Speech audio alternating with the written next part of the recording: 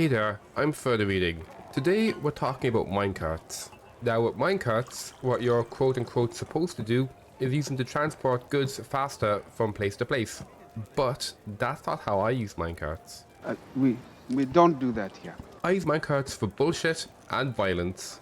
Today we're really talking about this bad boy, the minecart grinder. The minecart grinder is a very simple yet very effective trap you can put in your base. It consists of two minecarts. I use platinum minecarts because they're incredibly heavy, traveling in a circle on a track. They are being powered by these rollers on either side that are powered by gear assemblies that link to my main power grid. As they move, they are going to impact with the enemy and push them. You'll see here, I've got these pits that the enemy get pushed down into. Well, now that you understand how it works, let's talk about how to build one. I'm going to use this section of my base to explain how to build it from scratch.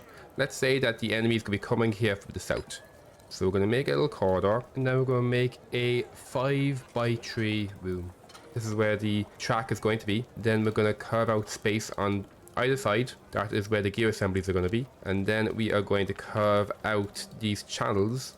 This is where the impacted enemies are going to fall down. Hello, from slightly further in the future. My dwarves are finished mining. Now it's time to add the track. You can either construct the track or you can curve it into the floor. It's really up to you which one you want to do. You're going to want to do it in stages.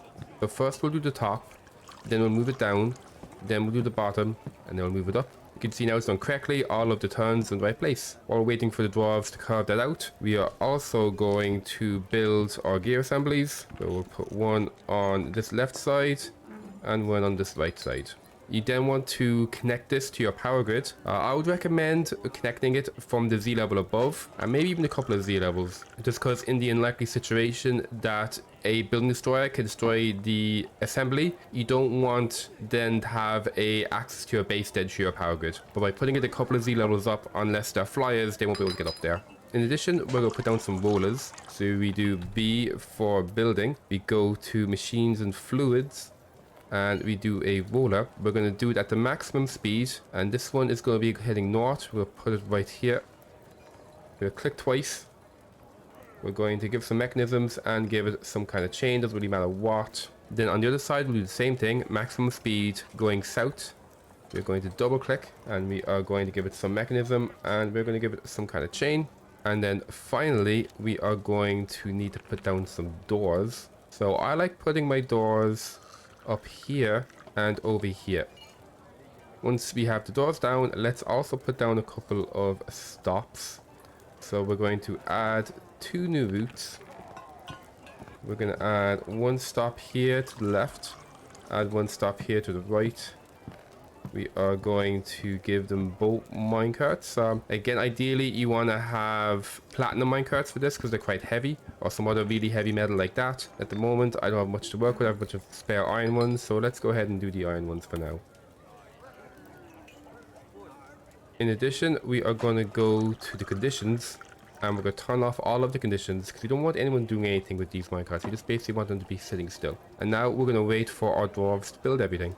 Hello from the future. Everything's been placed down. Now we want to connect up our levers. I've built some here already just so there's some close by. One lever I like connecting to both of the doors.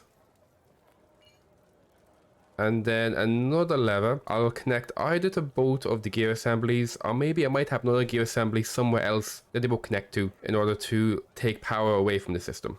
And I'll also make sure to name the levers. That's important because otherwise you're going to forget what they are. That's the doors lever, and this is the power lever. So dwarves are going to go now and connect all of them up. While we're waiting for that to happen, you want to think about what to do with this middle section. If you leave it open like this, then an enemy can actually sprint up here, and they're actually likely to avoid the minecarts to do that. Well, I wouldn't say they're likely to do it, but they're not unlikely to do it, if that makes sense. So I like to also put down a wall.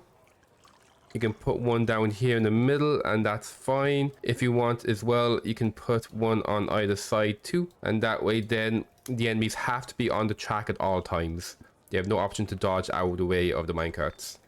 It's kind of up to you if you want to do that. It is possible if there's a lot of enemies in one place that the minecart may not have enough momentum to keep going through them.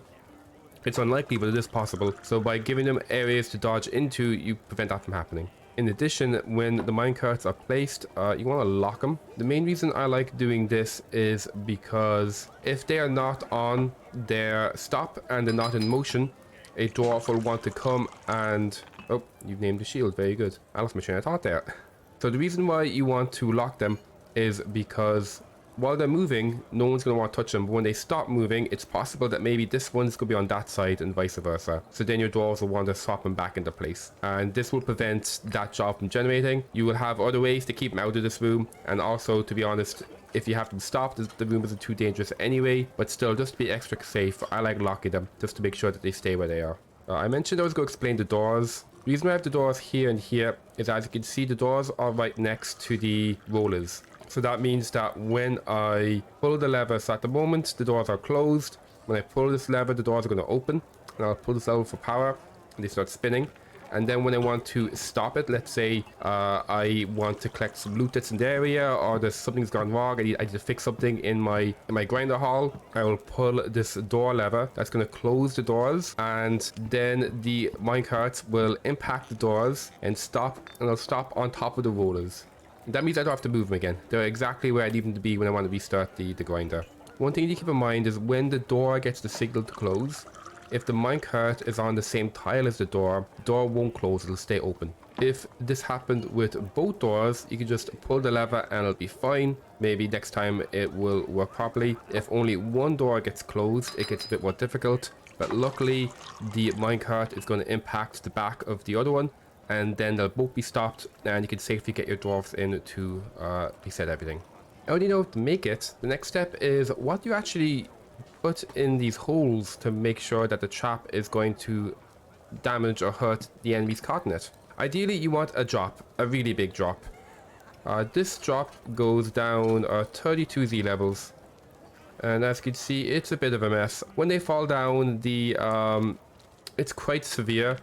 This arm comes from, I think over here is where the body is, and you see, got all distance. That's pretty cool. The first time I built this, I used a 10 level drop, mainly because if you see here, we've got the carbon layer over here, so I made it this 10 level drop, and it worked well at all. Here's a log that shows a goblin that fell through here. He took no damage. In that version, I also had spikes on the holes they can fall into, and the spikes also missed. If you are stuck for vertical space, this is another option. You'll see for this option, I've put these lead bars between the gap and the track. So when the enemy gets hit, they'll get squashed between the bars and the minecart. And they get hit a bunch of times, and on paper they will only go through once they're dead, because once they're dead they become a stack of items, both their equipment and also their body parts or whatever, and the bodies should get pushed through and land down in the safe area for collection. However, when I was testing this, I had an Ant-Man dodge through the bars.